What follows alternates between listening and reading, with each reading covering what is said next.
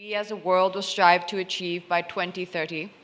I was fortunate enough to play a small role in the announcement in India for the same, along with Akshay Kumar, A.R. Rahman, and Mrs. Tina Ambani.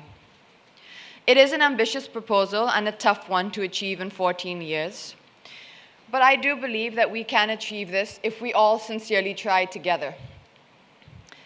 I'm sure many of you are aware that India had a woman as her head of state way before the United Kingdom, a feature the United States of America has not managed to achieve as of yet.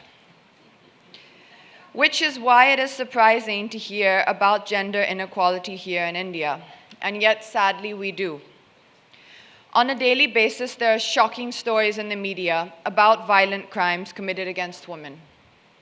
Yet, I can only imagine how many more crimes there are against women in India that go unreported. This is not an India-specific issue, though. In the UN Secretary General's 2006 report on an in-depth study on all forms of violence against women, it was noted that there is no region of the world, no country, no culture in which women's freedom from violence has been secured. Here is another fact. In India, according to data provided by the National Crime Records Bureau, in the year 2001, the reported crimes against women were 1,43,795. In the year 2005, the reported crimes were 3,27,394, more than a 100% increase in numbers. However, I would like to believe that this increase in numbers is not an increase in crime against women. It is an increase in the number of women who are ready to come forward and report them. The world has largely been led by patriarchal societies, and women have, through the years, largely remained quiet in the face of atrocities rather than speak out against them.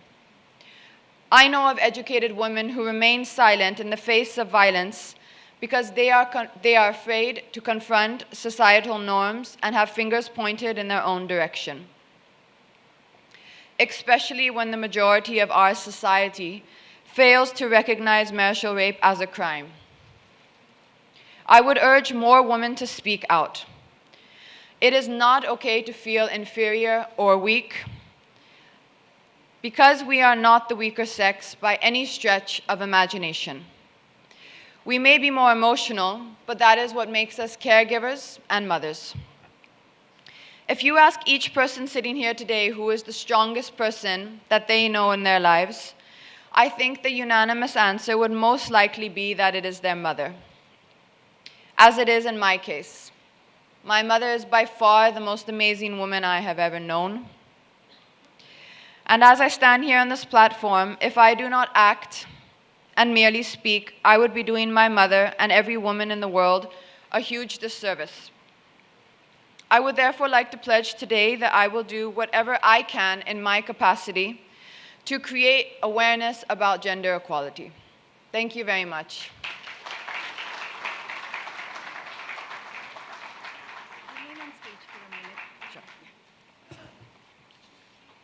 Katrina, thank you so much for being with us. I'd like to invite our sponsor for today's conference, Mr. Rizwan Adatia, to present a small memento to Katrina as a token of our appreciation for her being here today.